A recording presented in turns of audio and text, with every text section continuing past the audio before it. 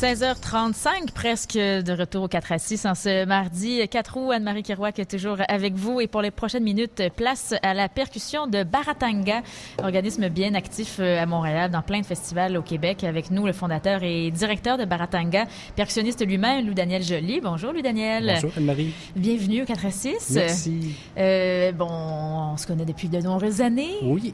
Comme percussionniste, bien sûr. Mais toi, tu as été le premier diplômé de l'UQAM dans le programme de percussion. Oh, oui, dans le temps que j'avais des cheveux. C'était en 1998, j'ai été le premier diplômé là, à terminer, à compléter un baccalauréat en musique latine et populaire. Il y a eu plusieurs finissants depuis, mais je suis fier de cet accomplissement-là. J'ai été le premier à compléter le diplôme à l'époque. Ben oui, et ensuite, plus récemment, tu as fait une maîtrise en gestion d'organismes d'industrie culturelle ou HEC. Bien oui, un artiste cartésien. Oui, c'est ça, avec des lunettes. Maintenant, des lunettes. Oui, c'est ça. Et tu as travaillé de nombreuses années avec le Cirque du Soleil, bien sûr. Dans combien de pays? On a fait 2 continents. On a fait toute l'Amérique du Nord, toute l'Europe. On a fait, moi je calcule comme ça, 2400 spectacles ou 1200 jours de maquillage. Oui, c'est ça. Il y a 2 façons de le compter. C'est une super belle expérience. J'ai encore beaucoup de contacts avec des amis. J'ai rencontré là-bas des artistes qui étaient très enrichissants, qui étaient... la première journée, je suis rentré dans la tente, tu vois une petite fille de 7 ans qui est pliée comme un pretzel. Tu dis, OK, tu regardes un jongleur qui jongle avec 7 balles en faisant de la danse, puis là, tu dis, moi, je joue de la tambourine. Mais c'était très enrichissant. Demande au président de jouer de la tambourine, peut-être qu'elle serait pas capable. Pas capable. J'ai essayé. Oui, c'est ça. Et en 2007, tu as fondé Baratanga, à peu près, non? 2008. 2008. Exactement, oui. Baratanga, je veux dire, qui offre des activités de percussion dans toutes sortes de contextes, autant dans des festivals pour la famille, les enfants, aussi pour des entreprises, ce qu'on appelle le renforcement d'équipe, le team building. Mais tu as eu, avant, à la fondation de Baratanga, le titre officiel de International Drum Circle Facilitator. Ça, c'est un titre sérieux, ça, pour un percussionniste. C'est un titre sérieux qui m'a été donné par une compagnie américaine suite à un partenariat que j'avais fait avec eux lorsque j'étais avec le Cirque du Soleil. Là, je fais un peu la suite des 2 personnes qui étaient avant moi, mais j'avais donné des ateliers de percussion pour des orphelins de la guerre. OK. Puis lorsqu'on le Cirque du Monde, un organisme qui était en partenariat avec le Cirque du Soleil, m'ont demandé, est-ce que tu pourrais faire quelque chose pour animer les enfants pendant qu'ils vont être ici avant de faire un atelier de clown, un atelier de technicien? Puis là, j'avais fait, OK, je vais essayer de trouver quelque chose. J'avais fait des recherches, puis j'avais trouvé une technique qui est inventée par un Américain, Archer Hall, qui permettait, dans le fond, de faire jouer des personnes qui n'avaient aucune expérience en percussion.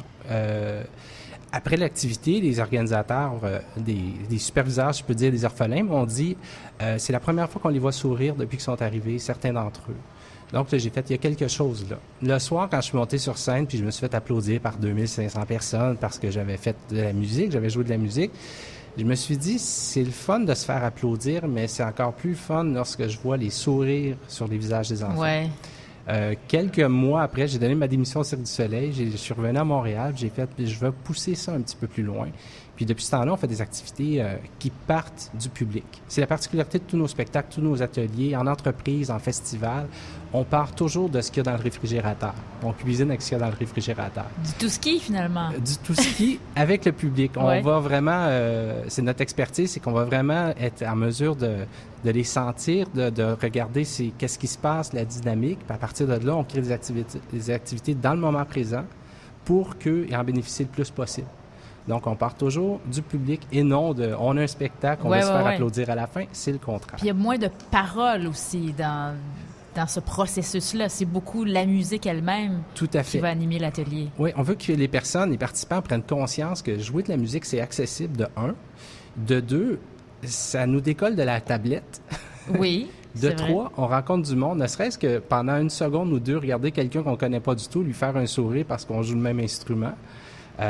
Puis après ça, on joue tout le monde ensemble. Pour moi, là, c'est ça, Baratanga. C'est de faire connecter le monde ensemble. Des gens qui peuvent avoir 4 ans jusqu'à 84. Oui. C'est vraiment... Puis ils vont jouer ensemble dans le même type d'atelier. L'année dernière, je vais un petit peu en avant par rapport à l'OSM qu'on a fait l'année dernière, la Grande Virée Classique. Les organisatrices de cette activité-là, Marie-Hélène, nous avait dit, il va y avoir des enfants, c'est pour animer les enfants.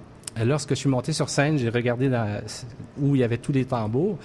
Il y avait beaucoup, beaucoup de têtes blanches. Il y avait à peu près 70 personnes, des personnes âgées qui étaient là, qui se sont dit, en attendant, on va aller jouer de la musique. Là, on était mandaté pour des enfants. Là, on a des personnes âgées. Alors, on a fait l'activité avec eux. À un moment donné, j'ai demandé, encore une fois, en jouant de la percussion, à mon signal, seulement les personnes qui n'ont jamais joué de percussion avant aujourd'hui continuent à jouer. Il y avait à peu près 50 personnes qui ont continué à jouer. Ça veut dire qu'il y avait des personnes dans la soixantaine qui n'avaient jamais touché un instrument de musique de leur vie. Et là, c'était pour eux une révélation. Je suis capable de jouer de la musique avec d'autres personnes et des instruments que je ne connais pas. Et sur quels instruments ils jouaient? Ça provient un peu de tous les pays. On n'a pas seulement... Souvent, on retrouve ce genre d'activité-là avec des tambours ouest-africains, le djembé, qu'on connaît très bien. Mais la particularité de Baratanga, encore une fois, c'est que pour un groupe, admettons, de 100 personnes, on va avoir 30 familles d'instruments différents. Donc, on peut avoir des triangles, on peut avoir le fameux poisson que tout le monde rapporte de Cuba, on peut avoir des tambours brésiliens, on en a des djembés. Donc, on a une panoplie d'instruments qui sont distribués. Puis, on fait changer les personnes de place souvent pendant l'activité. On a des jeux pour les faire changer de place. Donc, changer d'instrument aussi. Oui. Ils peuvent jouer de différents instruments pendant un même atelier. Oui. Donc, quand ils ont les mains rouges, tout d'un coup, ils regardent le triangle puis ils le trouvent très intéressant tout d'un coup puis ils sont contents d'aller jouer. Donc, tout le monde va avoir les mains rouges s'il le désire, mais tout le monde va aussi découvrir d'autres façons de jouer l'instrument. Puis également, ce qui est très important, c'est qu'un petit instrument, ne serait-ce qu'un hochet, un shaker, est aussi important que le gros tambour pour le résultat final. C'est comme faire de la cuisine. J'ai fait beaucoup de parallèles avec la cuisine, mais c'est vraiment comme une recette. Plus on a d'ingrédients diversifiés qui sont différents, plus la recette va être intéressante. Oui, puis chacun a son importance aussi. Oui. T'enlèves la petite pincée là, de telle épice, puis ça goûte pas pareil. Exactement. Là,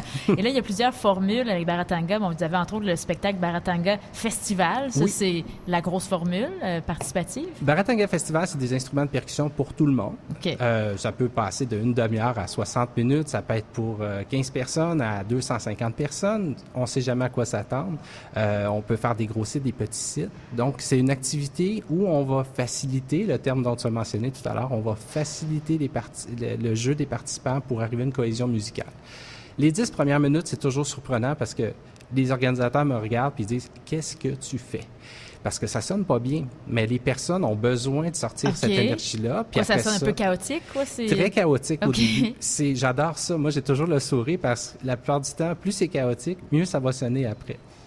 Lorsque c'est chaotique, ils ont les mains rouges, ils vont jouer moins fort plus tard. Oui, OK. Ils vont plus s'écouter après. Ils vont plus s'écouter. Puis, par différentes activités, différents jeux, différentes techniques, on va les amener à jouer doucement, puis à prendre conscience des autres. Puis, en prenant conscience des autres, en connectant les personnes ensemble, ça sonne comme un vrai ensemble de percussions à la fin. Ouais. Et là, le Baratanga Festival sera là cette semaine. En fait, c'est samedi 8 août avec, on parlait tout à l'heure de la Grande Virée classique.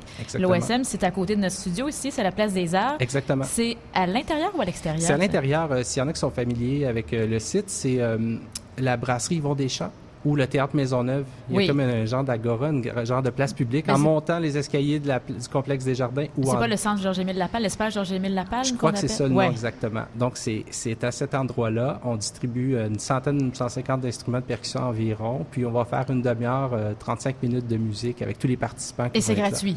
Complètement gratuit. C'est la beauté de la chose. Pour ça, c'est samedi, 2 fois 13h et 15h15. Exactement. Puis après ça, vous prenez dans des festivals, en fait, à Hochelaga la semaine prochaine? Oui, bien, le 8 août, en même temps que la Grande Virée de l'OSM, on va avoir Baratambour. C'est un spectacle de percussion et de danse où encore là, on fait bouger les personnes, on les fait danser. Dans ce cas-là, ils ne vont pas tous jouer de la percussion. Il y a certaines personnes qui montent sur scène pour apprendre les chorégraphies, jouer des instruments.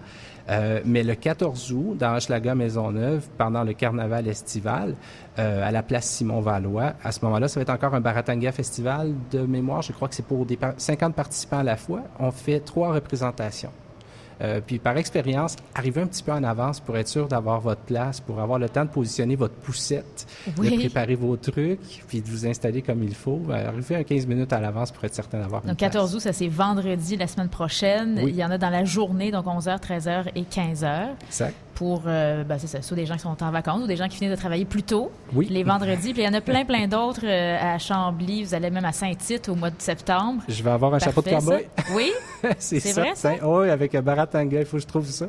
Préférablement orange, mais c'est oui, ma mission. Oui, c'est vrai, c'est les couleurs de Baratanga. Il y a plein d'autres choses sur le site web baratanga.com. On a les détails et les dates. On peut vous suivre, Baratanga et les danseurs, les percussionnistes qui sont là. Donc, à retenir cette semaine à Montréal, c'est samedi à l'espace Georges-Émile Lapalme, à l'intérieur de la Place des Arts avec Baratanga Festival. Louis-Daniel Joly, merci. Merci Anne-Marie, merci beaucoup. À très bientôt et on va l'écouter à l'instant.